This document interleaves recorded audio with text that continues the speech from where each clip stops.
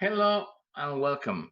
I'm Francesco Cirillo, and in this video, I would like to share the event 3 Bowling Kata Solutions, which I gave on July the 20th, live on Zoom, in front of more than 80 software developers. Since I forgot to press the record button from the beginning of the event, in addition to welcoming you, I will give you some more information. What will you see today? You will see my review of 3 different design solutions to the bowling kata. As you will see, this kata is about developing an application that can calculate the score of a bowling match. Why the bowling kata? Robert Martin provided a solution in 2005, I guess, to demonstrate how he applies test-driven development. Robert Martin's solution is considered by many as a procedural solution, the result of applying the if strategy several times to deal with new tests. Damir, one of the participants in my You and Me tech mentoring program, one day asked me, I'd like to see how you will develop the bowling kata in TDD without ifs. So you might know I created the anti-if campaign several years ago. And so I accepted the challenge. I heard of this kata, but I really didn't know much about it. So I did a bit of Googling to see alternative solutions. And what you will see in this video is exactly what I did to prepare myself to develop my own solution to the bowling kata. So what I liked in those solutions, what I didn't like, my attempts to fix design solutions, even if I didn't like them, or my way to expand what I consider a nice design idea. Apparently, participants liked the event. I really hope you will like it too. If you are interested in my solution, I made a video course in which I show how to develop the bowling kata in TDD with no ifs, step by step. There's a totally different solutions from the ones you will see now. And you can find the link to my course in the description below, also with a discount coupon. I also put the references I mentioned during the event in the description below. So, enjoy the video. Okay, so what did I do? I took 3, actually I took several of them, and I studied the solutions. I studied the different solutions from a design point of view.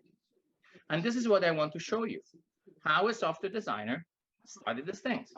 Now, it is really nice. We have Robert Martin here. If you don't know Robert Martin, I suggest this book. This is an old book. Robert Martin is, to me, a traditional software designer, really, of course, really important for several different reasons. We have Ron Jeffries. I met Ron Jeffries for different reasons. So this is a really one of the extreme programming guys. And Marco Testa is one of the participants of our courses. Okay, and you see we have Marco Testa here. So we want to learn also from him. So what do we have to do? We have to develop a Boolean score calculator. Okay, this is what we have to do. And there are thousands of these katas. This is a really popular kata. In fact, I didn't know that. I didn't know that this kata existed. I heard of that, but I really didn't know that. What is a kata? A kata is something like an exercise.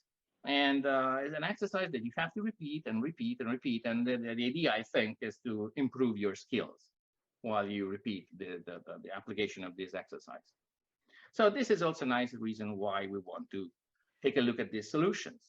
Okay, and this is the plan for today. First of all, we will read the requirements, which is a good idea. And then we will take a look at Robert Martin's solution. This is a famous solution, dated 2005, but I don't think it is 2005. I think it is a little bit before than 2005. This solution was developed in TDD, and actually this solution was a way to show people how TDD works, okay?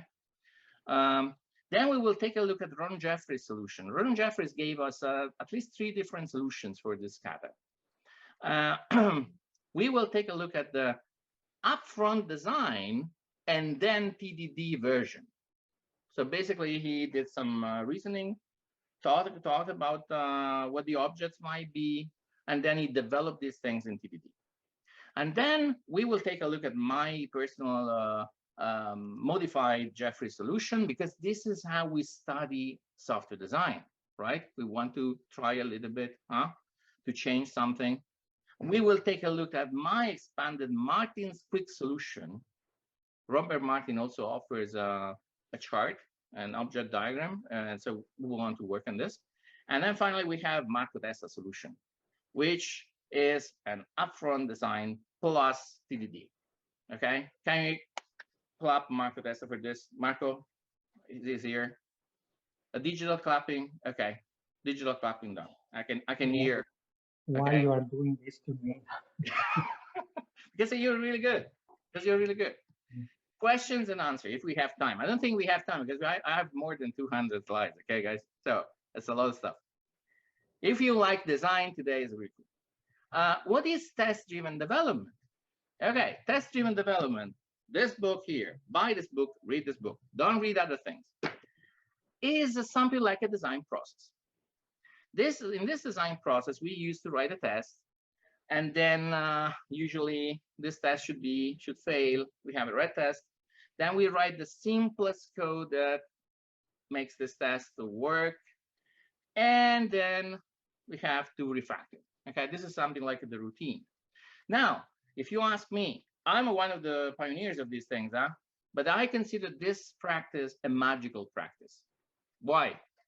Because nobody has ever said what kind of test we have to write, how exactly, in which direction we should refactor. So you see, this is a really big problem, okay? So this is something that today we will have to consider, okay? In my opinion, TDD is effective for two reasons. Reason number one, and this is the most important one, I don't find this in books usually, it favors the emergence of abstractions. This is the reason why we use TDD, to find better abstractions. And number two, we reduce the complexity of development. Why? Because we work incrementally, one little test at a time. But this one little test at a time should actually lead to this, because otherwise there's no reason. I really hope this is clear. And it will be clear today. What are my expectations for today? Well, to answer a couple of simple questions, which solution is effective from a design perspective and why? And second question, is TDD really effective at reducing complexity? Nice questions, huh? But I have also other expectations. First of all, prepare for my challenge. Myself, yourself, if you want to join the challenge, then if you can also win to attend my challenge, you want to be prepared. Number two, I would like you to start reading the articles that I read, because this is a really good exercise. And number three, I would be really happy if you develop your own Boolean Kata solution, as Marco Testa did. Okay, requirements. We start, this is the Boolean Kata, the original version, 2000, and I don't know how many, but it seems to be 2005. This is impossible, but around the year 2000. And this is Bob Martin writing. The game consists of 10 frames, as shown above. You see, this is the 10 frame, 1, 2, 3, 4, 5. In each frame, the player has two opportunities to knock down 10 pins. Okay, so this is one pin, this is another pin. Okay, the pins are these things here. The bonus, no, where are we? Here. Okay, the score for the frame, this one, is the total number of pins knocked down plus bonuses for strikes and spares. Okay, so basically this is the score frame. 1 plus 4 makes 5, 4 plus 5 makes 9, and here suspense. We have these spares and strikes. Okay, a spare. Someone's speaking? I think someone has the microphone open. A spare is when the player knocks down all 10 pins in 2 tries. Okay, so this apparently is a spare. 6 plus 5, and this is the symbol. Okay, the bonus for that frame is the number of pins knocked down by the next row. Okay, so this is the example here. 6 plus 4. I take 10 plus a bonus, and the bonus is the next thing. Someone is talking. Maybe maybe this one. Okay. Is it clear? If it is not clear, too much clear for you, believe me, it was not clear for me because I never played this game before. Okay, so really, this was the first time I took a look at this. But this is the idea. So this is 6 and 4, and with 2 strikes, and then I have this bonus. Okay, so the bonus for that frame is the number of pins knocked down. Francesco, sorry for the interruption. So can you maybe mute Abdelman Mohammed or make someone of your old students as a co-host, so then we can mute the people there accidentally unmute? I think it was only one. Okay. Okay, let's see. Yeah. Okay, so is it clear? There's a rule, huh? We go to the next rule. A strike is when the player knocks down all 10 pins on his first try. Okay, so this is a strike with the symbol here. This means all 10. And when this happens, the bonus for that frame is the value of the next 2 balls rolled. So this one and this one. Okay, and then we have the last rule here. In the 10th frame, a player who rolls a spare or strike is allowed to roll the extra balls to complete the frame. You see here? So we have up to 3 throws, okay? And only in the last one, okay? However, no more than 3 balls can be rolled in the 10th frame, okay? If anybody has really says, I cannot understand something, raise your hand. This is your last chance. It took me, as Damir may probably remember, it took me forever to learn these rules because I didn't understand this rule. So I perfectly understand if you don't understand these rules. So is it clear for you? Okay. Yes or no? Okay, Nicole, you raise your hand because you have some questions about the game, or Marco, you have questions, or is everything okay? Everything okay? No, nothing. Okay, perfect.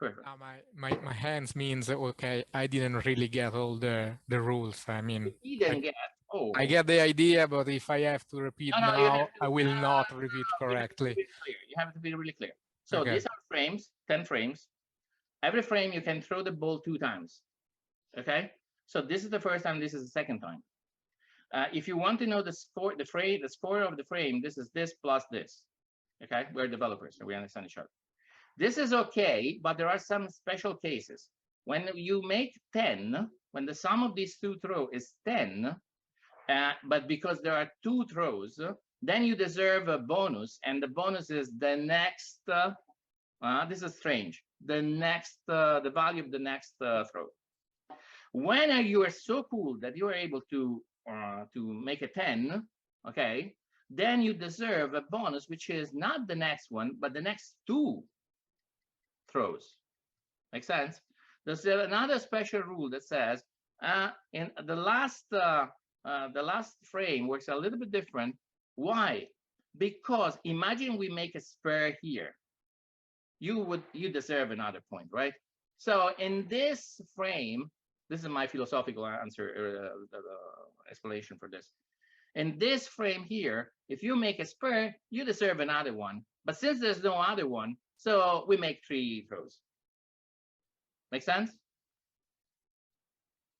There's a question, what happens with multiple consequence strikes? Oh, nothing. So you basically get 10 here, 10 here, okay? And you get, if you get 10 here, you deserve this one and the next one. So it goes in different frames. Did I understand? Did I answer the question, Mahmoud? Is it clear? This is a special case. If you make a 10 here, 10, 10, 10, then you always have to remember the rule. You have to take the next two throws. So your bonus is 10 plus 10. I know, I don't understand this game, but this is the Kata, okay? From the design perspective, what is the problem here? The problem here is that we have to look ahead, right? This is the problem.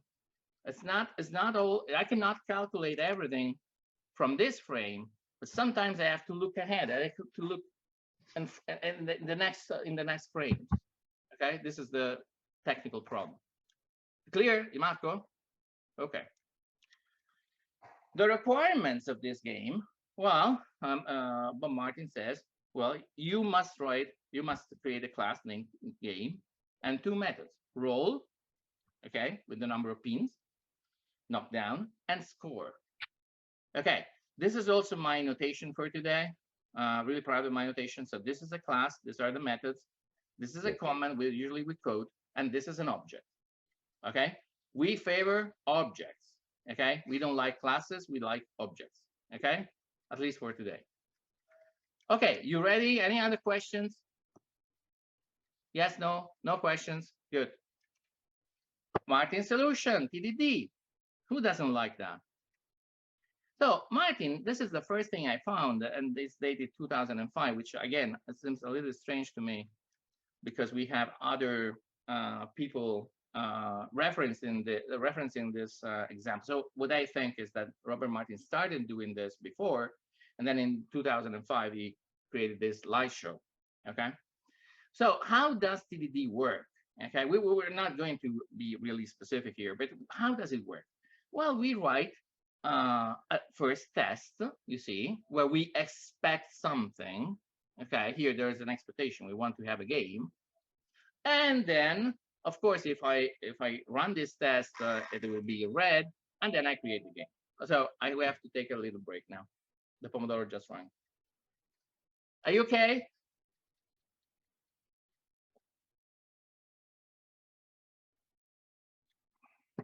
So just tell me the temperature in the chat box. What is the temperature in your city? Mention also the city, because otherwise it's not really relevant. Berlin, I think it's 30. Okay, are you ready? Yeah? You learned what TDD is in this 30 seconds? Are you ready? So if you want to learn the art of TDD, wait. The art of TDD is all about expectations. Okay, so you always have an expectation about the behavior, and then you fulfill this expectation. Okay, it's all about this. This is the rhythm. Okay, there are more people. Okay, so this is the first expectation. I expect to have a game, and then I create the game. Okay, you see, magic, I have it. And then here, okay, I will be a little bit, okay, I will comment on these things, okay? I would not do this. This is too complicated for me, okay? If you start writing this code with all the fors and things, this is not what I would have done, okay? I would have preferred to write something like this. A roll, number 2, and then I get the score. I don't start with all this 4. And I don't like another thing. I don't like this 0. The 0 is something like a really boundary case. I don't know to say that better. I want to have a real number, not the 0 from the beginning. On the beautiful 2 or a beautiful 7. And then I don't like another thing. This -1. This -1 is only an artificial way to have a red test, but it doesn't make any sense. Make sense? So what I would have done is this.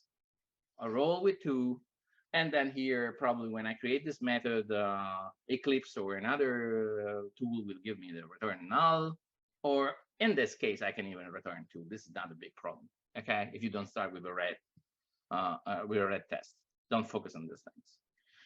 Okay, this is the first test. In any case, you see, it simulates a game where we are really not good. This could be a my game, okay, where no pin, never. I'm totally not interested, and I got no score. And this is the way we get the result. We got 0, okay, as a result. You see, these are my objects. This is more important than you might think. So follow this, huh? Now we do something that is called triangularization. This is really cool. So how do we move the code? We move the code because we have different expectations, and this different expectation is our code is not supposed to fulfill. So I say now the game is not 20-0, but it's 21. It cannot be 0, so I have to work, right? This is a really, really cool. So I have to work and I have to find a real solution for that. Okay. And this is the moment where I put this. Okay. And then I keep triangularizing. You see, I do this again. I do this again with one spur. Okay. And of course, I have to work more. And he is right. You see what Robert writes here. Roll calculates score, but name doesn't imply that. What is he saying? Well, this is the moment where we accumulate rolls. This is the moment where we calculate the score. Why we calculate the score here? We have to move the calculation here because this is the right place. Okay. You see my note here. This is one of the most interesting and important principles in software design. Put space and time. You get more degrees of freedom. Okay, here you see, I can calculate exactly at the moment where I add the roll, but I don't have degrees of freedom, right? I cannot ask how many rolls, what are the rolls before you calculate the score. I can't do this because everything is, boom, the same time here. But instead, if I move this calculation here, I have 2 times. I have the time in which I put all the rolls and the time in which I ask to calculate the score. This in software design is essential to have 2 or more different times. And this is what we do. This is now the time where we accumulate the rolls. This is now the time where we calculate the things. Cool. Now we have this other point. You see, we have to calculate the rolls. We have the spare, and I didn't enter this thing. You can read this by yourself, okay? But the point is, he comes up with this really complicated for. I would never do this, okay? I would prefer not to have fors, but to keep the ifs. Let's wait and see. Do you remember what I said? TDD is a way to have abstractions emerge. Fors make the things too complicated. I prefer not to have fors. I prefer to study what's going on. Okay, if this is too mysterious, okay, don't consider that. We keep doing that, and you see now we have again we are developing the spare, and finally we have the green test. This means this is everything okay, and then we do this refactoring. We do this refactoring. You have to really care about these things, because look at what I say. Hierarchies can hide useful abstractions. It's not always a good practice to do this kind of things. I know you will hate me, but. And then here we refactor also the tests. Perfect. And again, triangularization. And triangularization is really cool. But you see what happens. This code is growing. Question for you. What is the difference between working in TDD and what you usually would have done, the standard software development? It's almost the same, right? You tell me there's a spare. Okay, now I modify the code and I put the spare. In a couple of minutes here, I will have the strike. And what do? You modify the same code. I don't see this big advantage of using TDD here. Makes sense? What is the advantage you have? The advantage you have is the second one. The second one is you are able to reduce the complexity of development because you develop one scenario at a time. But we are not getting advantage number 1. We want to have beautiful abstractions. Where are these beautiful abstractions? Boom. You see? You like this pictorial the representation of what's happening here? Game is becoming fatter and fatter. Okay? And the code is becoming less and less understandable. Do you agree with me? Yeah? Okay, perfect. And again, you see what he does? He cleans the code. This is interesting now, because he extracts methods, you see? He extracts methods, but again, remember what Francesco said. Hierarchies can hide useful abstractions. Hierarchies doesn't lead to joy. So you see, this is the process. So this is interesting. This is my comment, okay? Because I see the incremental development on one side, which is really, really cool. I don't see the abstractions emerge at all. This is what I would expect. Not this big, huge thing, but this nice abstraction emerging through the tests. This is the result. Oh, the thing that I, as a software designer, have noticed is that a lot of people praise this code. They say, oh, this is a super code. I don't know what a bad code would look like. This to me is a really bad code from a software design point of view. And I suggest, why don't we, someone did that, why don't we extract this method and create another method, frame score? Why not? And this is what we have. You see, the more we create hierarchies, and the more difficult it will be to find useful abstractions. Someone of you will say, oh, but we can't refactor this. How can you refactor this? This is going to be really difficult to find an abstraction fragmented in so many different methods. So my interpretation, as again, this is how I study design when I read design. Okay, my interpretation is that this is what we did. We started with a simple game, and then we grew this, and then we grew this, and the curve is going to be like this. I perfectly know that here there will be someone who says, no, this is impossible because this is Robert Martin writing this code. That's impossible. I read some comments saying, oh, but this was an example where we wanted to show how TDD works. Well, TDD works exactly like this. We want to find useful abstractions or abstractions. Oh, let me write one more test. This is a simple test, right? We read this before. I roll 9 zeros, then I roll a 10, then I roll, this is a strike, and then a 5 and a 3, and the result is 18. Correct? Do you remember this is the last frame? If you're not sure, as I was not, I went to this application. This is Boolean genius. They must know the result. Guess what?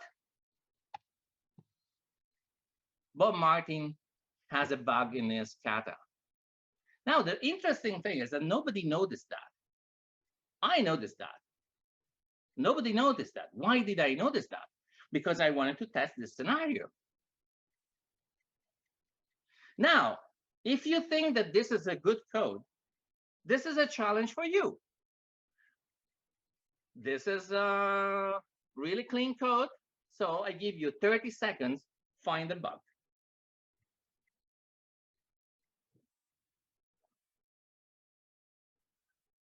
It's a joke. Do you really want to take a look at this code? Do you see how complicated this is? Do you want to spend a weekend understanding why that scenario doesn't work? Okay, I have more for you. So here, you see, in 2011, Matteo Vaccari, this is an Italian developer, suggested something. Have you considered testing a Boolean score design by trying variation? Oh, you cannot read, I have a bigger one. Variations in the scoring rules. Suppose we must support a 12 frames game, up to 3 balls per frame, a variable number of pins, such as 1 pin in the first frame and 2 in the second, etc. I think this is a great idea, right? Because what is TDD about? Growing software. We have a motto, and the motto is embrace change. They did a great thing. Please go there and consider these things. You see, they added stories, and they said, this is a new story, to support our customers on Mars colony, we should implement Martian Boolean. This is the same as regular Boolean, except for 12 frames, 3 balls per frame. Perfect. This is what it happens all the time, right? This is our work. An unexpected request comes in, and we have to develop this. And TDD is there because it helps us to find the right abstractions. And they show what happens if we keep writing, evolving this code. It's a nightmare. And again, and again. Do you notice how the size of the code, how many lines of code we have? Do you realize this? You remember how a mission, when we said, I have two missions. Mission number one is to flatten the curve. Mission number one is to reduce the number of lines of code. Now, suppose there's a bug, because believe me, there's still a bug here. Go and find the bug and fix the bug. But what surprised me the most is to read the answer. This is Ron Jeffries, an extreme programmer, a friend of mine. And he said this, no, I've not tried that. It's not really to my purpose, nor do I find the notion particularly realistic, which doesn't mean it might not be fun. This is a really strange answer, because the answer an extreme programmer should have given is, this is super cool because this is exactly what we are supposed to do. Grow software in any possible direction. Is it clear? I really hope that something is clear. The purpose of TDD. The purpose of TDD is to let new abstractions emerge, one little step at a time. And the second goal is, I don't want to know where you want to go, because TDD should actually be able to go in every direction. So next week, we will do exactly this. Plus, you can come up with your stories, and we will develop the stories, okay? So let's go back. What did I learn from Robert Martin? One of the things I learned from Robert Martin is that we have to specify scenarios. You see, this is really interesting. Why he did not come up with this scenario with the bug? Because this is the only requirement which is not really clear. In the 10th frame, a player who rolls a spur or strike is allowed to roll the extra balls. Not clear. It's not specified exactly what we have to do to complete the frame. However, no more than 3 balls can be rolled in the 10th frame. The others are written with examples. This is not written with examples. There are at least 2 tests here. Second thing I learned, TDD is not enough. TDD can lead us to a mess. It depends on our skill to let abstractions emerge. John Jeffries solution. Is it everything clear? Everything clear? Yeah? Now, what I would do is you take these examples and you study these examples exactly as I did. Ron Jeffries solution, upfront design. This is also strange. Ron Jeffries gave us 3 different versions, actually 4 different versions of the Boolean. Some of them work, some of them don't work. And this is the reason why we like Ron Jeffries. Ron Jeffries is probably the most prolific TDD writer. And he also writes the failings. And I think this is really, really important, okay? He wrote, this is interesting, an object, he had a workshop where he demonstrated TDD with this Kata. And in the first article, we can see a version, in the first, I think with exactly like Robert Martin. In the second one, this is the second one actually, you can see an object-oriented version. So this is interesting now. And then it's interesting because after this version, it went back to the procedural version. The one we have seen is also called the procedural version, of course, the one with the ifs. This is, I think, I consider this particularly interesting and nice. At the client side last week, a programmer I'll call Lawson to protect the innocent, namely all the programmers who were not named Lawson, commented that the solution seemed rather procedural and that he'd prefer to see a more object-oriented solution. I suspect that he said that, at least in part, because I had been looking at some of the team's code the day before, and I said that it seemed procedural to me, and that I'd rather see a more object-oriented solution. Say this revenges between programmers. In any case, what we are interested in is a different version of the same Boolean Kata, but this time in a design upfront way. So this is interesting because you see what he writes. I came up with a little the design upfront, and then I developed the solution with TDD, which makes sense to me. Okay, it makes sense. So he resolved the problem with in a different way with objects, thinking upfront, and then he built the thing one little step at a time. Makes sense, yeah? If you follow what I said before, it should make sense. Exactly this. Thank you.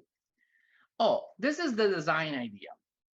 It seems to me that there are three main cases for each Boolean frame. This is object-oriented analysis 101, okay? In the 80s, we did this.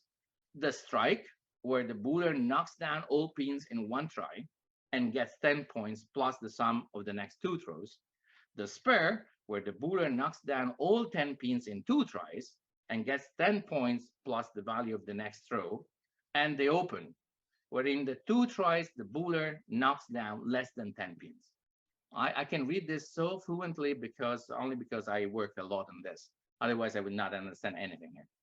It seems like these frame objects, this is the solution, would each have a very simple score method. This is a typical polymorphic approach, object-oriented, right? And that there would be no conditionals in the scoring methods. We love polymorphism. One issue, however, is that all but the open frame need access to pin counts that are properly in a subsequent frame. You understood the point? If it is not clear, I have some slides for you, because it was not clear for me.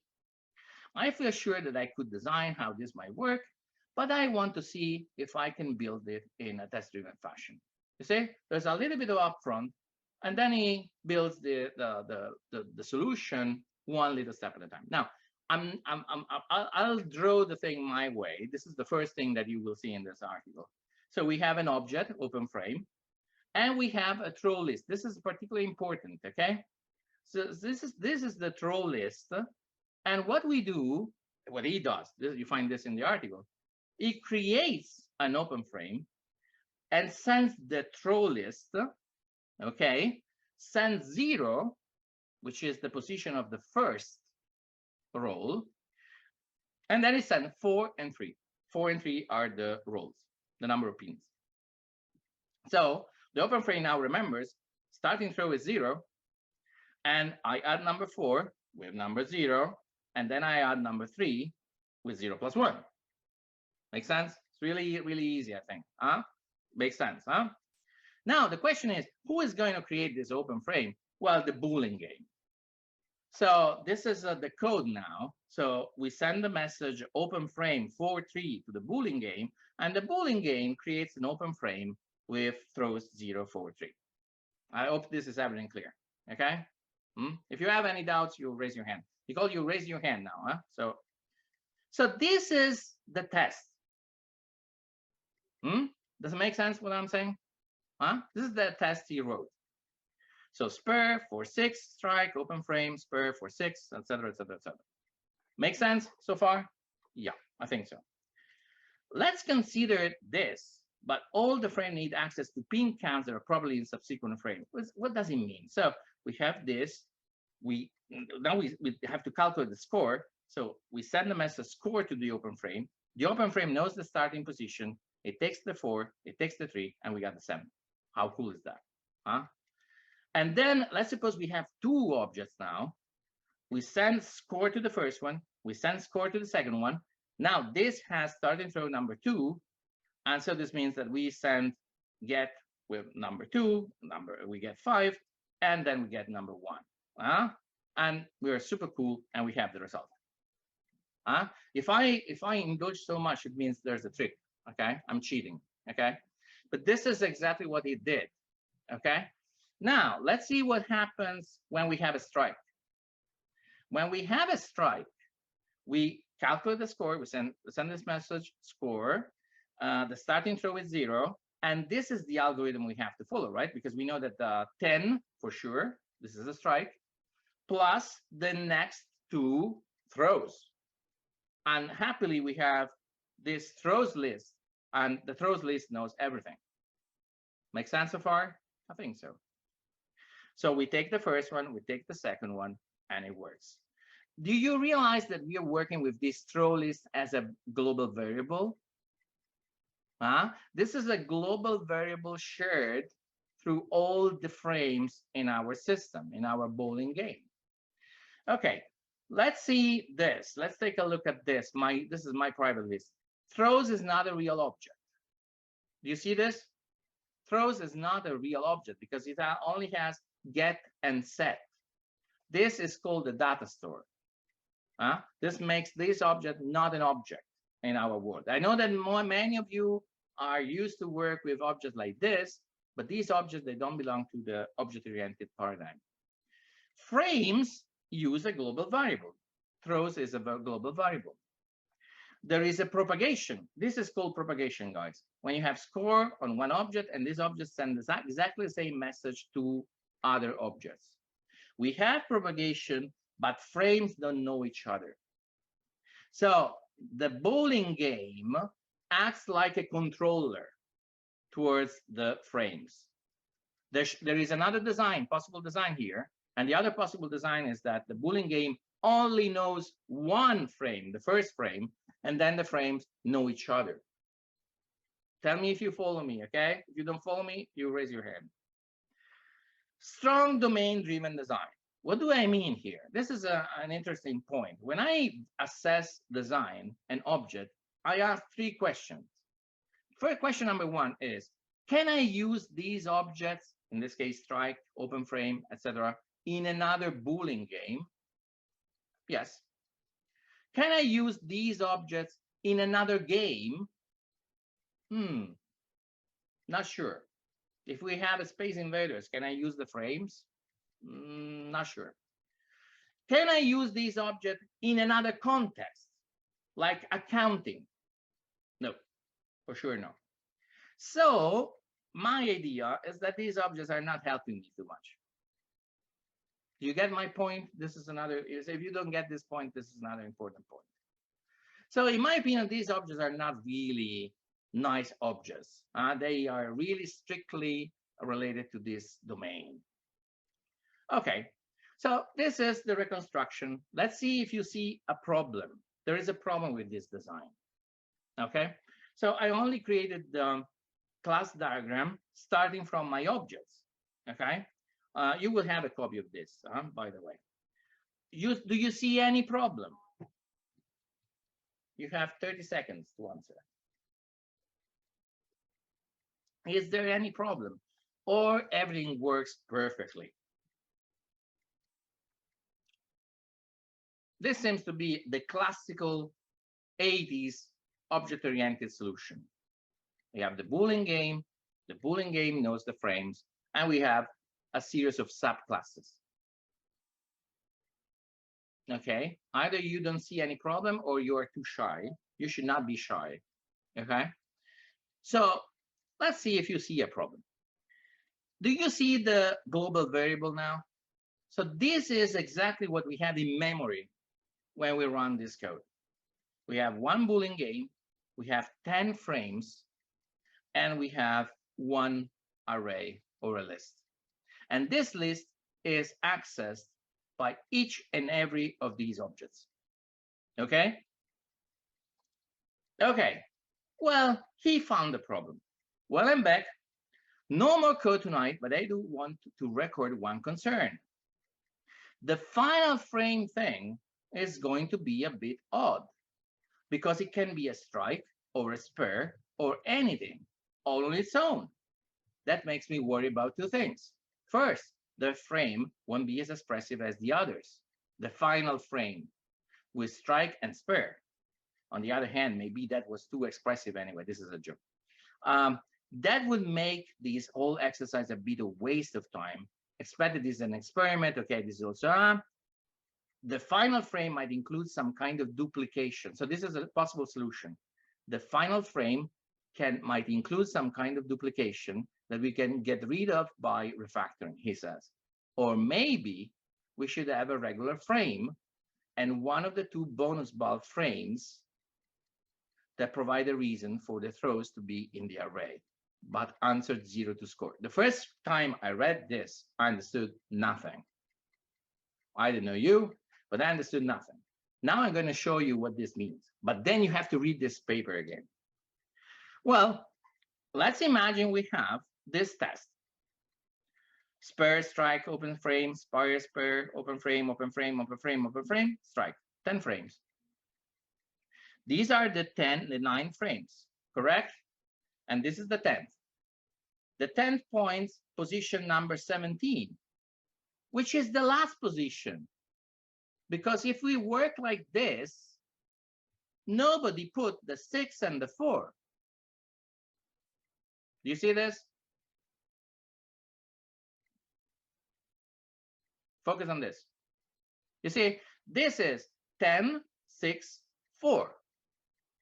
But since we have this language here, we have strike 10, and we don't have any position where to put the 6 and the 4.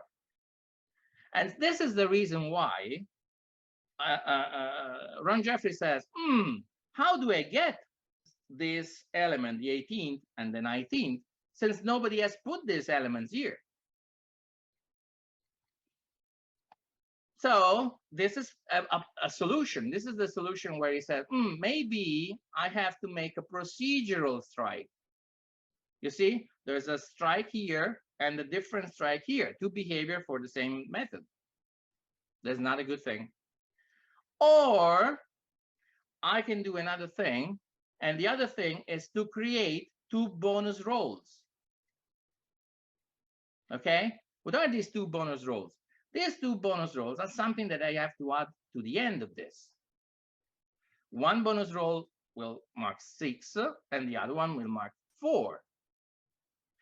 If we have these two guys will add the positions in our global variable, and now our strike can actually work really well. What is the problem now? The problem now is that when the bowling game will ask these frames, what is your score? They have to answer 0. Make sense? You see? Okay. I hope this is clear. You follow? This is a good feedback. Are you follow? Can you follow everything so far? Yes? Yes or no? Can you follow my diagrams? Raise your hand. If you don't follow the diagrams, don't raise your hand. Okay, perfect. Really good. Really, really good.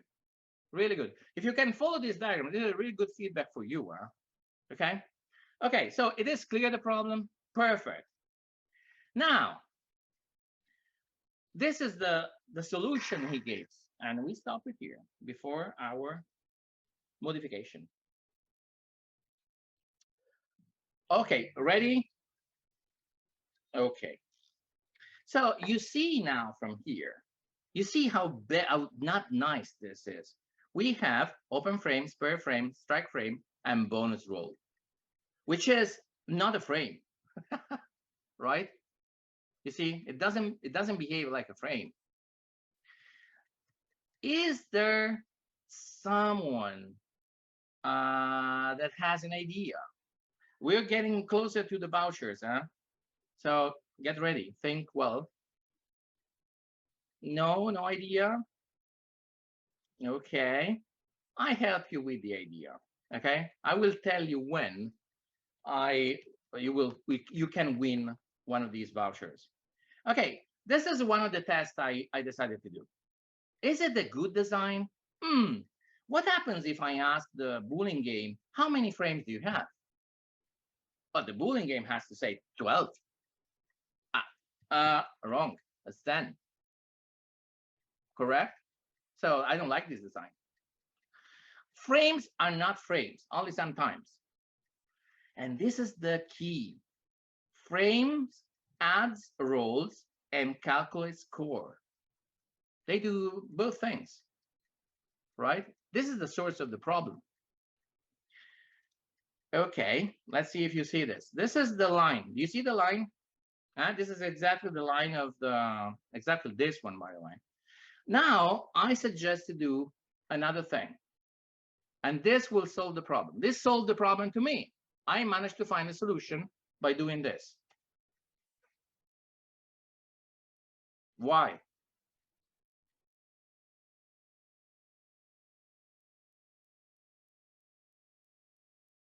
Ideas?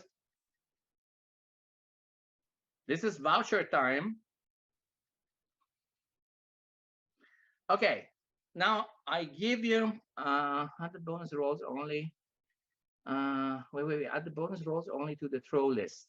I don't know what you mean. Decoupling rolls from frames, yes. But why, if I put the numbers like this in the vertical position, this is better? Well, I have to go to the next slide, but the next slide is the voucher slide, okay?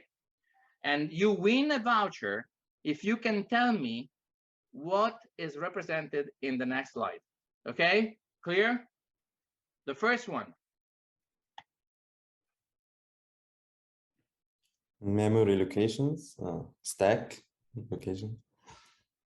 You won the voucher. You didn't actually write this on the chat.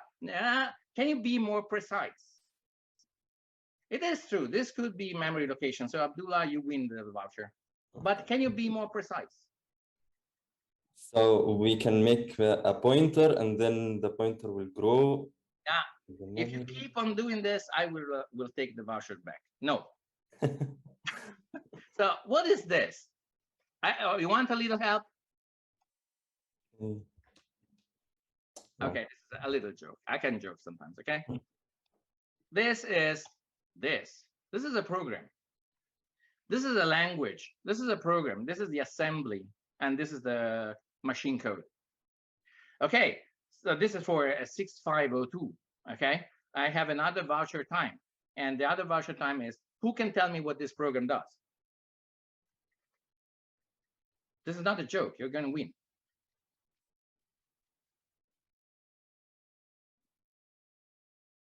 This is my way not to give vouchers. Yeah, Christian, you're right. This is the first. Okay, but okay. Christian, you won. Christian, I hate you. Okay, so Christian and Abdullah, my memory is notoriously 0. So write me an email, okay, and say I won the voucher. Okay, please, the other people don't do that. Okay, so this is exactly a program. You see, you load from memory address point 60. This is the first page. You add to the accumulator what you find in 61, and then you store in the accumulator store what you find in the accumulator in the memory location 62, and then you break. But this is not the idea. This is only to give you this voucher. But why this is relevant? Because you see, when I see this, I see a language. This is a language. And what we have to do is to parse this language. You see, this is exactly the same. There are some instructions that requires two, I would say in 2 words, two integers. And some instruction that require 1 integer. Another instruction require 2 integers. And at the end, we have some instruction that require 3 integers. So here there's a coupling between 2 different things. One is the roles. You see the violet, not the violet color, and the second one is the instructions. So basically, we want to pass from the roles to the instructions. But if we put them together, we have problems. So what we have to do is to reestablish this. You see how easy it is. And the fact that this is a language, you can immediately understand that. 4, okay, this is a number, it's not 10. Let's see what is the next number. 6. Okay, this is a square. Boom. You see, this is a parser. Now we get 10. Oh, 10 for sure is a strike. And then we have 5. Okay, we have to check the next one. What is the next one? We can use the same language. We are consuming integers. Okay, you see? And if I say this, it's really easy what we have here. Now, these names are not really my favorite names. These are better. You see? These are the instructions. These are 2 rolls per frame. This is a 1 roll strike frame. This is a 2 roll open frame. And we can play lots of games with these things. Do you like the idea? I hope so. So this is Jeffries' solution. And now I'll show you how we can modify Jeffries' solution to really work, because Jeffries' solution doesn't work. Oh, by the way, have you noticed that Jeffries has problem with the final frame, which is exactly where Robert Martin had problems. We found the bug in the final frame. Okay, so let me recap the situation here. So we have AddRolls is the use case, and we are in the scenario mixed games. Okay, please learn this notation here. That's easy. And we have the Boolean game, and we roll, roll, roll. Oh, ho, ho, ho. Now we roll, roll, roll. Before, take a look at that. In Ron Jeffries' test cases, we violated one of the requirements of the Kata. One of the requirements of the Kata was to write roll, to use roll, not to use spare, strike, open frame, and whatever. So now we have roll, roll, roll, and the Boolean game adds these numbers in the throw list. I always am a little bit sad when I see the throw list because this is a global variable. And then we considered another use case, calculate score, exactly in the action create abstract syntax tree. This is the parser word. And let's see how we can make it work. We can send score to the Boolean game. The first thing the Boolean game does is to ask the parser to parse the throws. And now the parser can consume integers and create the different types of instructions. You see, we decouple now. We have AddRolls. This is a time and space. Then we can create this structure. This is another time and space. And now we have another time and space, the moment where we calculate. And when we calculate, we have our beautiful tree. It's not a real tree. It's a flat tree. But we can actually send these messages to each of these guys, and they can actually answer. And we have no problem, right? You see? We fix it. Okay, so this is the final result. The final result has this additional parse. Okay. Oh, since we don't have time, let me just add a little thing here. So you see the advantage of creating space and time, or putting space and time. What is the advantage? Let's imagine we want to print our instructions, print our frames before we calculate the score. We can do that, right? We can create another method, and we can decide to invoke parse, and then we can send another message, print, and nothing has been calculated. Do you see? This is an advantage. You see, when I say, if you put space and time, you get degrees of freedom. Before, I could not do this. Or for the more advanced designers here, of course, we can use visitors. Again, this is an abstract syntax tree. If it is flat, it doesn't matter, but it's an abstract syntax tree. So we can use all the things we know. And we also know that since this is the result of an abstract syntax tree, we can apply composition here. This is not the case here, but maybe there's a game which has different steps. And different steps is exactly compositions of these instructions, compositions of frames. You see, we have more degrees of freedom. Okay, we fixed the how many frames, because now if we ask how many frames you have, 10. Frames are not frames. Now frames are frames. Actually, the idea is that frames are more frames calculators than frames. Frame calculates and parse only rolls. No. Now there's two things that separate. We have a parser, and the parser parses the rolls, and then we have the calculators that calculate the score. Throws is still not a real object. It's still a global variable. Frames use this global variable. Propagation exists, but you see, frames don't know each other. And this is really strong as before.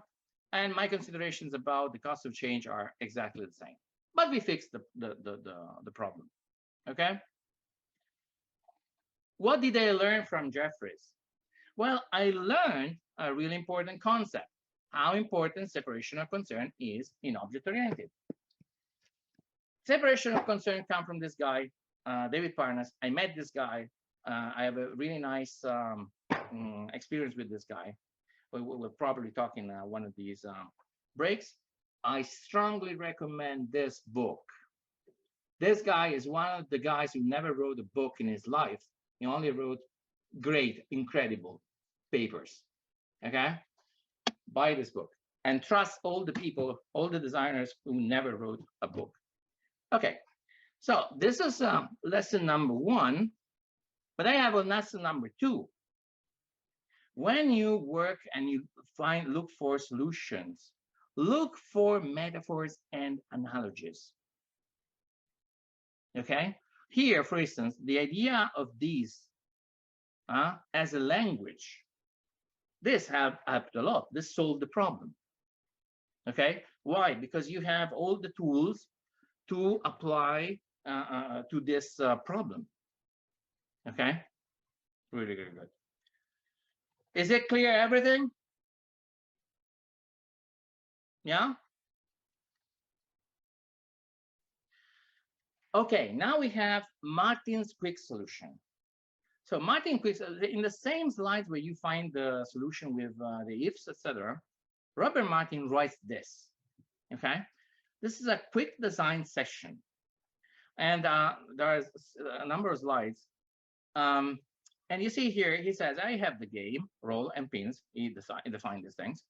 And then we have frames. Okay, we have, again, knows 10 frames. This is the revolution now. The frames know each other. Oh, ho, ho, ho. This is interesting now. Okay, why it is interesting? Because you have to know that in object-oriented, we don't want objects that control other objects. That's not really what we want. We want objects to know other objects and do something. We collaborate with other objects and together produce some results. Okay, so this is cool. And then we have roles. Oh, interesting, because we never had the role as an object. We also always had the roles as a data store. And then this is a little bit strange. We have the 10th frame. This doesn't look like something interesting, something effective. So we can do something like this. If current frame has 2 roles, if it has 2 roles, we don't have to consume the next role here. Or if current frame is a strike, then give me the next frame, and then I will set the roles on the next frame. Make sense? If I am this frame here, and this frame here has already 2 roles, or this frame here is a strike, then we have to take the next frame and add roles to the next frame. Okay? There is a different version of this code. Again, what we say now can be really interesting for people who are growing in their design skills. So instead of doing this, I can actually say if current frame is closed. Do you see the advantage of doing this? This is high level. This is low level. Can you see this? In this case, I have to go to the current frame and inspect the current frame and say, shut up, let me see how many rows do you have, okay? Or let me see if you are a strike. In the second case, I say, I trust you, my dear current frame. Can you please tell me if you need more pins? I don't know if this is an open frame, a strike, or whatever it is. And this is, of course, more effective because I can have more types, and I don't care in this code. This is called open-close principle, if you like. Okay? But you see, you change this. This is a good refactoring. But again, let's work more on this concept, okay? So, and here, what do we have? Oh, this is a really interesting way to create, to calculate the score. When we calculate the score, we go to a frame, and instead of saying something like, hey, frame, give me your score or give me your roles, we ask the roles to add their value on my result. Okay, now these roles are no more data stores. They are real objects. they can do something. And if they want, they can lie to me. And when I say, hey, roll number 1, add to result, they can say, I will not do anything here, okay? You see, they can do whatever I want. And I don't know that. This is the mechanism of decoupling that we want in object-oriented. This is high-level messages, okay? Do you see high-level messages here? No, this is again low-level messaging. I have the result. I go to the next frame. I say, hey, next frame, give me your score. The next frame cannot really lie. But I can do this. Next frame, add score to result. You see? Now, I don't know exactly what the score is. The next frame will calculate the score, but it can actually say it's 0. Or raise an exception, or call or send an email and say, hey, please, police, come here because this guy is dangerous. I don't know. It can do everything you want. High-level messages, okay? If you're growing your design skills, this is what object-oriented is. I know that object-oriented can be sold in a different way, but this is object-oriented. And this is where we have results, okay? So now we can actually consider that we have different types of frames, right? We have the open frame, we have the strike. So the open frame is easy. Add result, add result. Listen, tell me if you like this idea. What is the strike? Roll 1, add to result. Roll 1 is 10. And then we go to the next frame and ask the next frame, please add the next 2 rows to my result. You see, I don't know if next frame will have to call another frame, or maybe he can deal with that. I don't care. Do you see this? This is solving a problem we had before. Before, we always have to count, is this the next strike? What is the position? What is not the position? Here, we don't care. We simply ask the next frame, hey, next frame, can you please give me the next 2 rows? And then the next frame maybe has to, if there's a strike, we'll have to ask the next frame. Or not, we don't know. Okay, this is still a little, you see, this is all blue now. Everything is high-level messaging. You see, we can always add a please before. And object-oriented programming is really nice and really kind and generous and gentle. Yeah, not aggressive at all. And you notice that we solve another problem. No more global variable. Boom. Do you see that? Oops. No more global variable. These frames now only have their own roles. Why? Because for the other roles, they have their friends. This frame doesn't have to know this and this and this. You see the control here? I have to know this, but I also have to know this and this. No, we don't have. This guy has to know only this. And when he has to consider other roles, it will ask his friend frame. Isn't that beautiful? No global variables, high-level messages. Is it clear? Especially for beginners and intermediate. This is really the first most important thing to learn. Okay, this is really the first most important thing you have to learn. In object-oriented, there are 2 different object-oriented.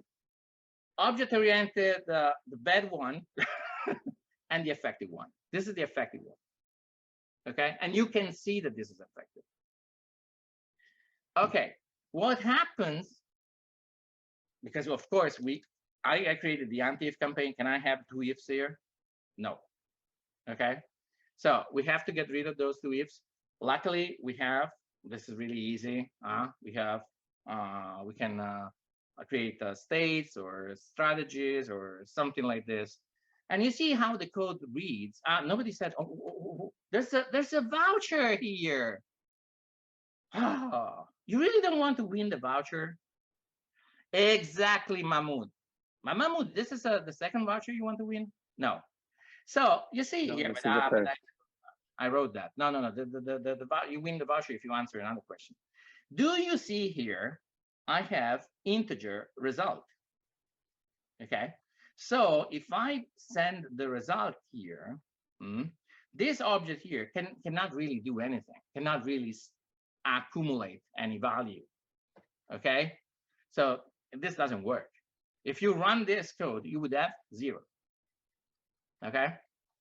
Now, not my students, okay, but new people I never met or that are not students.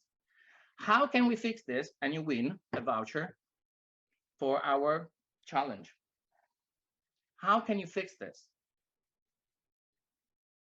Is it clear the problem? Mahmoud actually was really clear and said, oh, but this doesn't work. Because if you pass this, yeah, Massimiliano, you pass an object, correct. What kind of object, Massimiliano? Christian, but you already want something. Yeah, Christian said an object result. Okay. And an array would be really cool. I totally agree with you. It would be the first step in an evolutionary way, or something like a result. Okay. You can create an object which is a result, and this result, or an array, yeah? A list is the same. A list is the same. A list would be the first thing I would pass, emergent approach. But otherwise, you can create a result, and then you pass the result, and this has a name, result pattern. Okay? And you see how beautiful this is. This is really elegant. State, add score to result, next frame, add score to result. What is the advantage of this? You see, you have more degrees of freedom. You can ask the object result, can you show me the list of all the times that someone modified you? And you still use logs? No, you don't need logs. You can program this result and set a strategy and say, hey, if you reach 10, you have to start playing this song. Do you realize how cool this is? You accumulate, and then you reach 10, the song starts playing. Can you see this?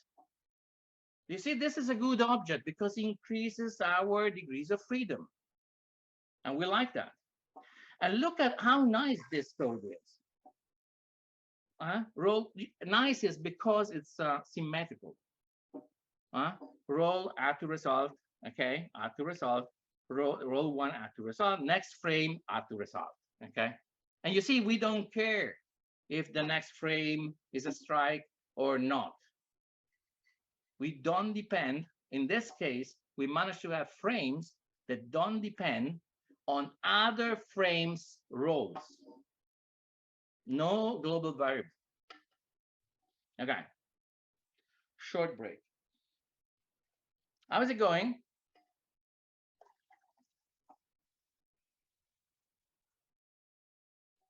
Are you still alive? Okay. Someone, yes. Okay. You ready? Okay. Okay.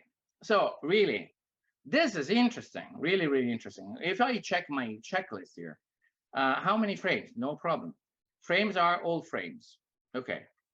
Frames calculates parse roll. In this case, the game parses everything, but it's okay because the calculation is separated by from the parsing, so this is okay. Throws is a real object now. Rolls are real object because they add to results. Okay, so this is really cool. For instance, you could say, just to give you example, think. This is exactly what I do when I analyze these things. I can actually program roll 5, also in this case, to stop the program when it will be added to the result. Just to show you the immense power that you have with your objects. Make sense? Let's imagine you want to stop the program because you want to check, okay, the situation of your program. You don't need a log. You don't need to put break. You don't need a debugger. you can actually program your objects and they work for you. There is no global variable. There is propagation. You see the propagation here. Now the propagation goes with the add score too. Okay. This is cool. Frames know each other. It's still a really strong domain-driven design, and for this reason, I don't super like this solution. But this solution is more object-oriented than all the other solutions we have seen so far. What did I learn? Well, first thing I learned is this: don't trust diagrams. Favor code over diagrams. Or say when I draw these diagrams, I'm really experienced, I have to say. So for me, when I draw one of these diagrams, for me, this is code. Okay, you can even write code, but this is exactly the same as code. But you see, Robert didn't put all the things we put here. Can you see this? There's nothing that shows how the role should work, or how the frame should work, or how the game should parse the roles. Nothing. So this is just a sketch. Makes sense? And the other point, okay, this is a little mistake, but the other point I would like you to really consider is this. No, not this, another one. Use eye-level messages. Learn to recognize low-level messages and turn each low-level message into a high-level message. Okay, this is the other important point. Okay, now we are ready. Marco Testa solution. So here we learn something else. Frames know each other, but not to calculate the score, but to parse. This is an interesting. You see how many things we can learn. This is also important because I think that you, when we finish this session, you should really try to do this kata by yourself. Okay. Okay. This is Marco Testa. It's exactly the same frame I can see here in the Zoom. So you can wave your hand and say, yeah, this is the same guy. I started with trying to understand the problem better. The total score of the game is really, this is a really advanced solution. Okay. So you really have to concentrate. The reason why we had the meditation lady was exactly this. You have to meditate now. Okay. The total score of the game is the sum of the score of each frame. Okay, this was easy. Okay, this is not the big point. The score of a frame depends on the pins hit by a roll. Also clear. Okay, there's not here. You have to concentrate for something later. But a single roll might be referenced by more frames. This is now something you have to consider. For instance, the first, Abdullah, I can see, I told you. The first roll after a spur is referenced as a bonus by the spur frame, but also as the first roll by the following frame. So look at this. So what he's saying is that this roll here is referenced by the spur frame because it will use that, but it's also referenced by the open frame. So just to recap, from what it's doing is using the roles as a global variable again, clear? But he is doing something interesting, okay? He's considering the relationship between these frames and the roles, okay? Let's read this. The roll following two consecutive strikes is referenced as the second bonus of the first strike, as first bonus of the second strike, and as the first roll of the third frame. Okay, you see, you have to smoke here. Okay, but this is the point. So this is the third roll, and what he's saying is that it's referenced from the first strike, second bonus.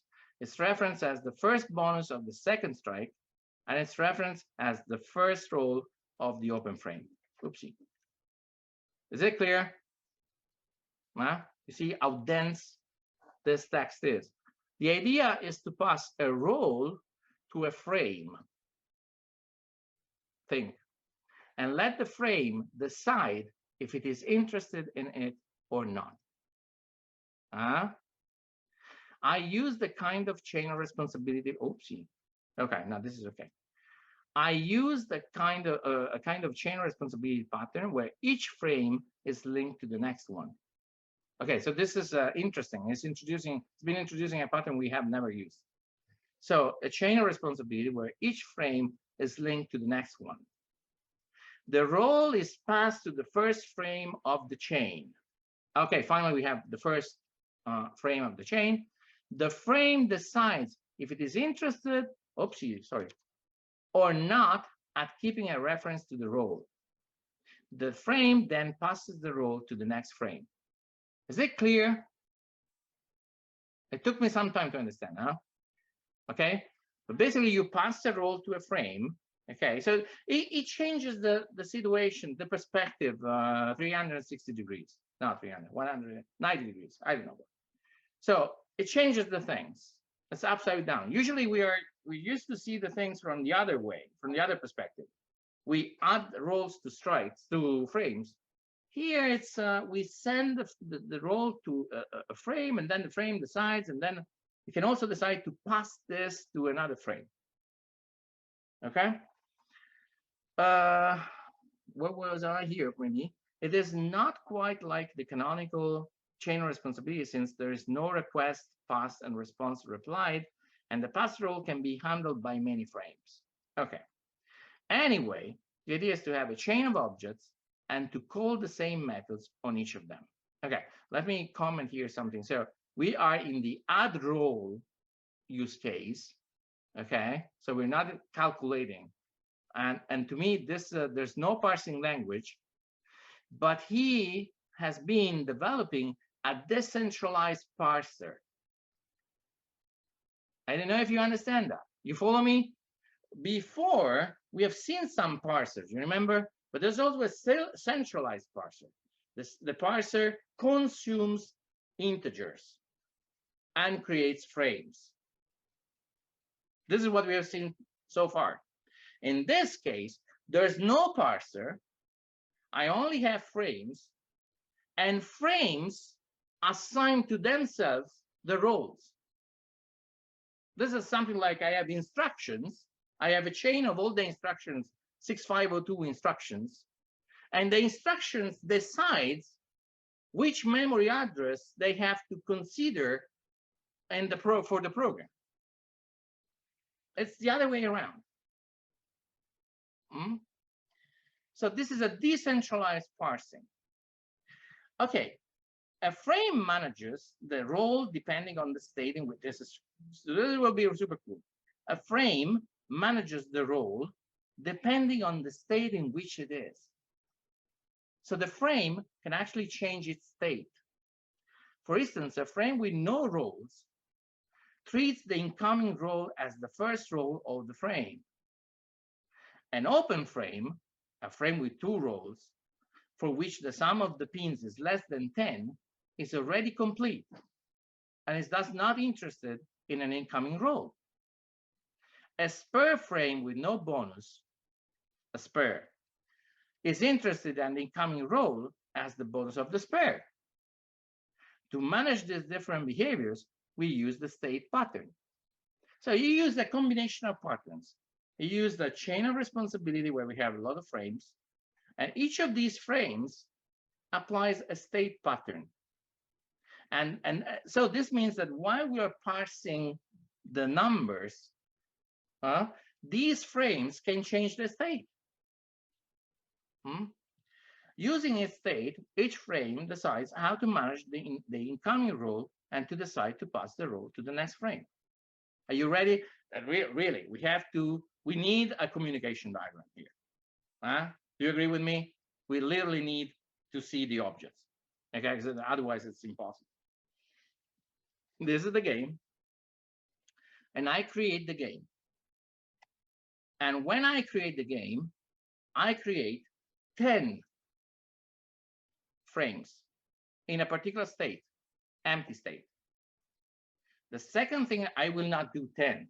I keep only 2, because otherwise it's too long. The second thing that the game does It's something that we have seen in my expansion of Robert Martin's design. Oopsie. No, okay, I have to say this. Yeah. So the second thing it does is not here. It's to connect the frames. Okay, so I create the frames and then I connect the frames together. Marco, tell me if I'm wrong, yeah, but I think this is it. So these frames are now connected to each other. Now, then this is the connection. Okay, now I send add roll 10. This is roll 10. Okay, this is the equivalent of roll. Okay, Stefano. Yeah, this is a. But let's see what he did. This is really interesting. We add roll 10. This is not a number. It's an object now. And what happens here? Well, this frame as the empty state. Empty state handle this roll. What does the empty state does? Well, I'm the empty state, so I will set this roll as my first one. Now the second message is, please empty state, pass this roll to the next frame. The empty state says, there's no reason to do that. Thank you. Correct? And then the third message is, please set the next status. And now the empty state has to think a little bit. This is the code, you see, set next state and says, if the number of pins equals 10, then I have to go to strike. Otherwise, I have to change my state to first roll. So in this case, this is 10. So this guy here, the empty state, creates its new state. And this is the strike state. And now has to communicate the frame that this is the new state, set new state. And now something really nice happens. Boom, boom. Bye-bye. And the frame now knows the strike state. That's cool, huh? And now what happens? We have number 4. And we add number 4 to the frame. We ask this strike state to handle number 4. What do you think happens? Well, okay, this will be my second roll, meaning this will be my first bonus. Okay, and then second message, pass to next roll. This object here has to really pass to the next roll. So it asks the frame, can you please give me your next frame? This is the next frame, F02. And then we'll send, hey, add number 4. You see, a game doesn't know this object, doesn't talk to this object. Only the state of the frame knows this. This is cool. And now what happens? Well, exactly what happened before. But in this case, we have to go into a first roll state. Okay, so I'm not showing this. I'm focusing on this, but this is what happens. What happens now? Set next status. Okay, so we are in the strike state. And what is the next state here? The strike with 1 bonus. Okay, so we create the new state, and then we set the new state to this frame. Same story as before. Bye-bye, and I'm here. Do you see this parsing goes in a decentralized way? There's nobody here who controls this. Can you see this? It will be the collaboration of the states of the frames will determine the final result. If you are a really high procedural programmer, this will give you a big headache. Okay, because you cannot understand who is doing what here.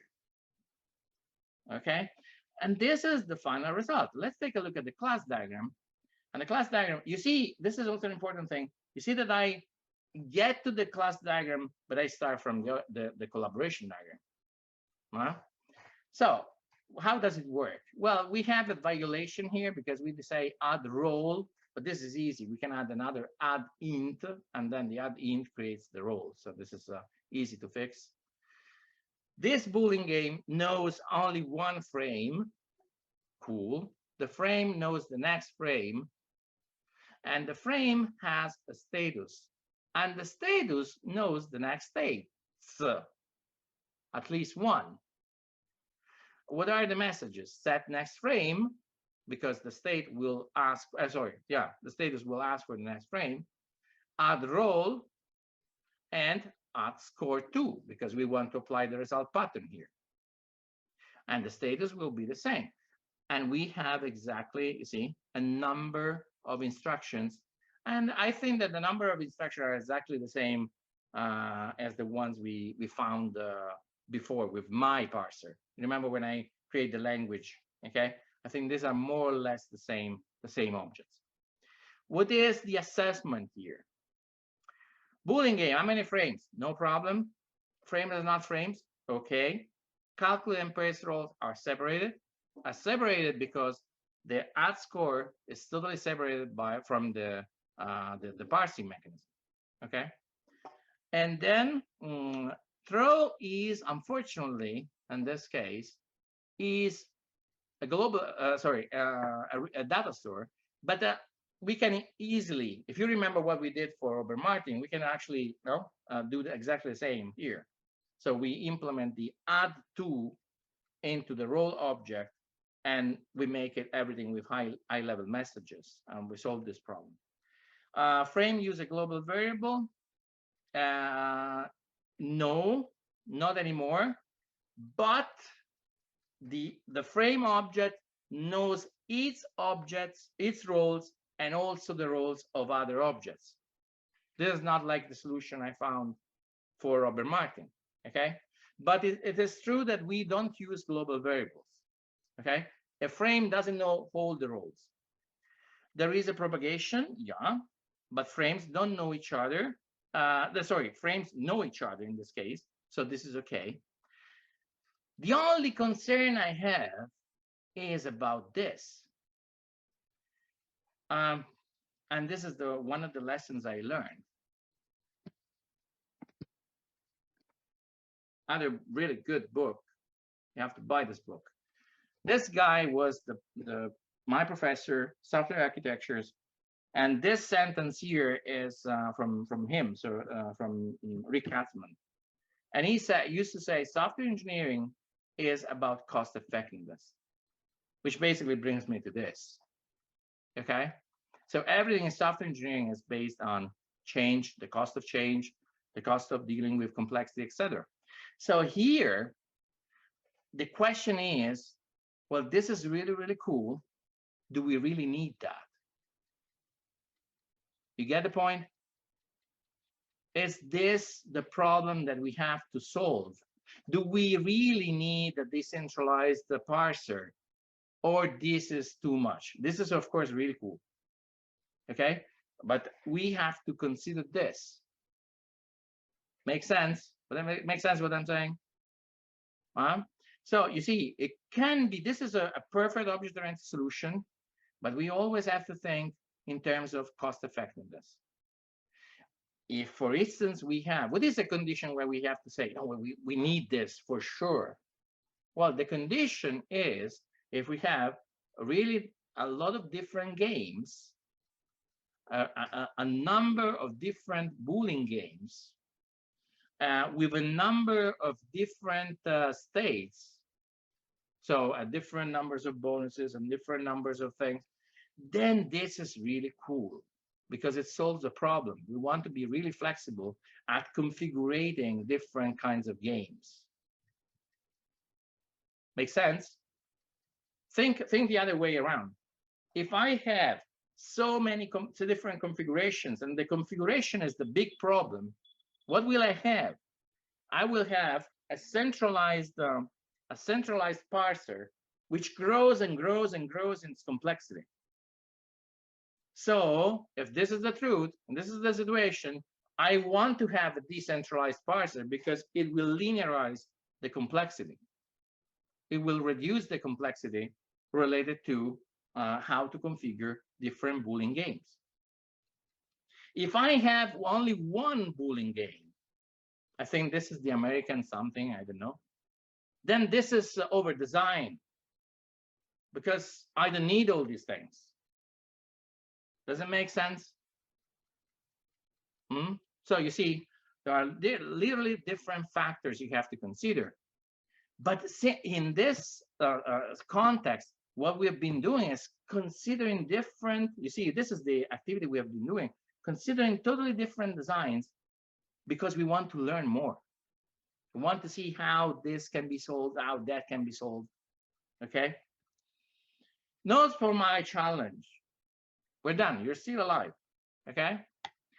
So, question number 1, which solution is effective from a design perspective? And why? Okay, so this was my initial question. My personal answer to this is the best solution, I think, is out of these things, is probably the expansion of Robert Martin's solution. So go back to that one because I think this is the simplest one. And probably if you want this kind of solution, so object-oriented solution, this is probably the most effective one, okay? Is 3D really effective at reducing complexity? Have you seen that the answer is no, it depends.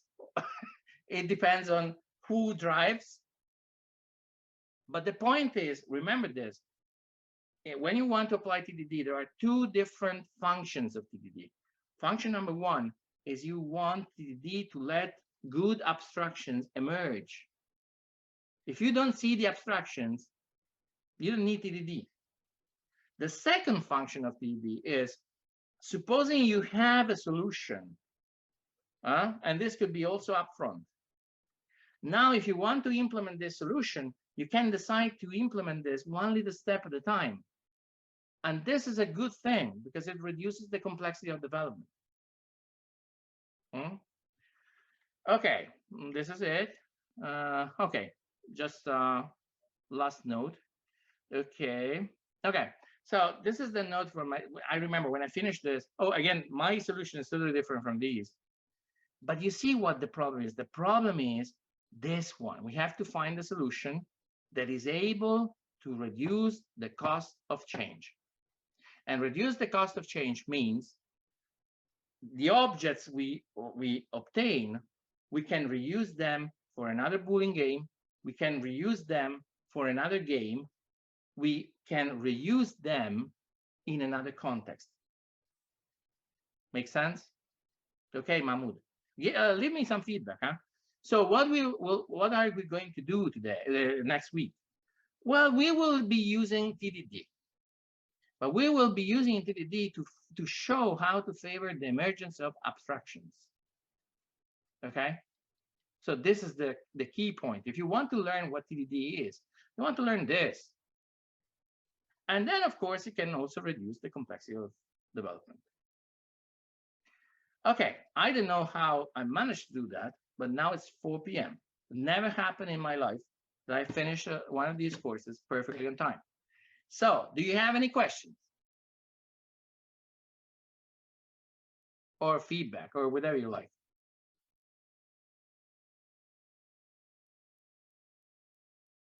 We have to get a little bit late, okay, because this is the tradition of my courses. Okay, we never finish perfectly on time. So you have at least 5 minutes for questions. Do you have any? No questions? Hi, Francesco. Yeah, tell me, Junaid. Is the TDD book by Kent Beck a good book to read after going through your session? I think it's the only book you want to read. Don't read other things. Next.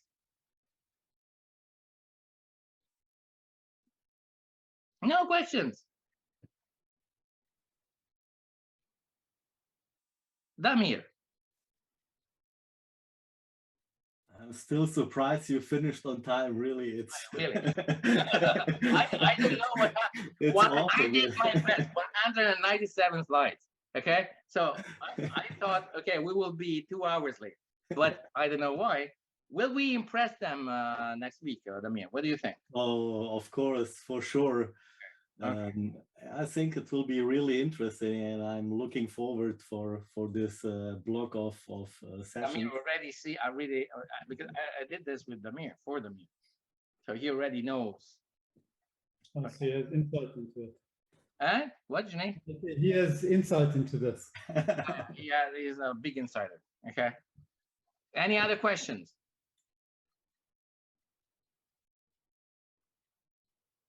No questions. Okay, so I take the other slides. Okay, so no questions. Matteo, no questions. Is it possible? No question, Matteo. The only question remains the same, Francesco. That is, okay, now the next session will be on TDD probably. So which will be the first test? That start to drive everything, you know. Wait. Actually, in my opinion, the only thing you should consider, and please read all the papers again. I will send you all the sources. Oh, guys, if you have to leave. This is only our tradition to be a little bit late. If you read that paper, so the Robert Martin's something, the tests, apart from the first ones, I totally disagree. The first one should not be 0. This doesn't motivate me at all. But apart from that, the order of the tests and the tests themselves are correct. It's okay.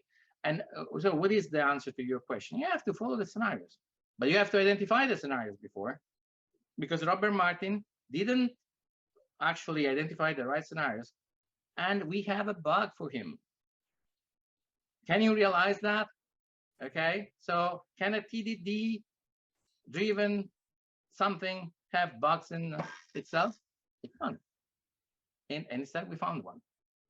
Okay, so the right thing to do at first is to identify all the possible scenarios and the use cases. You see, I always say we are in this use case, and this in particular, this scenario of this use case. We are in this scenario of this use case. We're in this scenario, and then I start working. If you see my collaboration diagram, is always written where we are. Okay, so actually, if the question is what is the first test, well, those tests are good tests. You have a good idea. What it doesn't do is to find the right abstractions. Yep. Okay, so this is it. Other questions? No questions? Just a comment from me. It was interesting to hear your explanation of my solution, because it was clearer to me. And I didn't know that I was implementing a decentralized parser, so I understood better my solution. Okay. The thing has been recorded. I have to remember to stop it. This is another thing that traditionally I'm not really good at. The third thing I'm not good at is to upload this thing somewhere. Okay, so be patient. Sorry, Francesco, can I ask a question, please? Yep. Do we really need to find abstractions early? The answer is yes and no.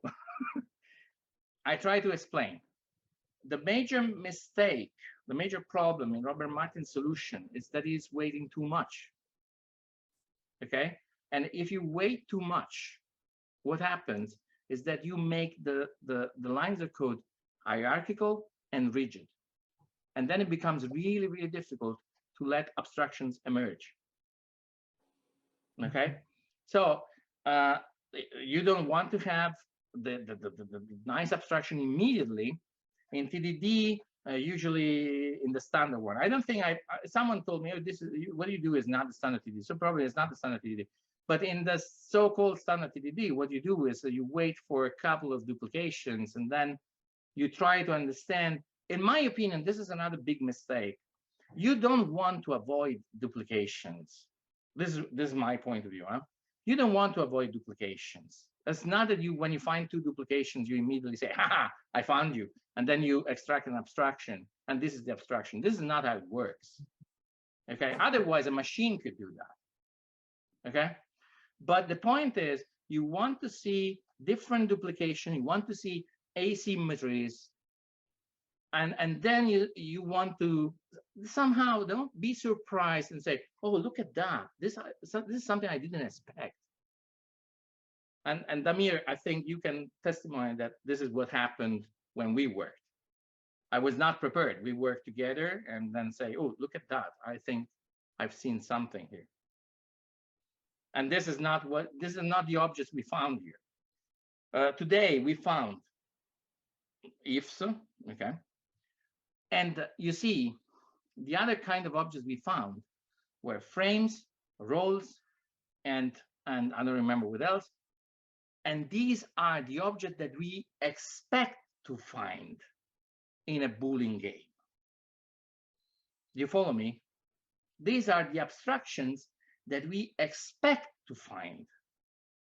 If we expect to find them, where is the surprise? There's no surprise. There will be no surprise. We will never be surprised by putting together things, lines of code, and say, "Oh, look at that! I see something that I didn't know before." That's why TDD for me is magical. You get the point? This is the reason why it's so frustrating.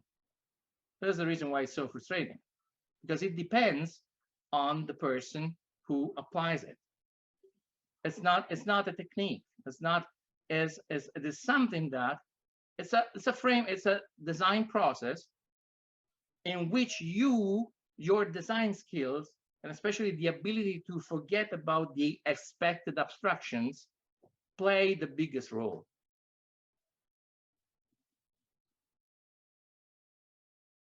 Make sense? Other questions? Is there someone I don't know that wants to ask a question? Ahmed, Abdullah, for instance, or nobody else?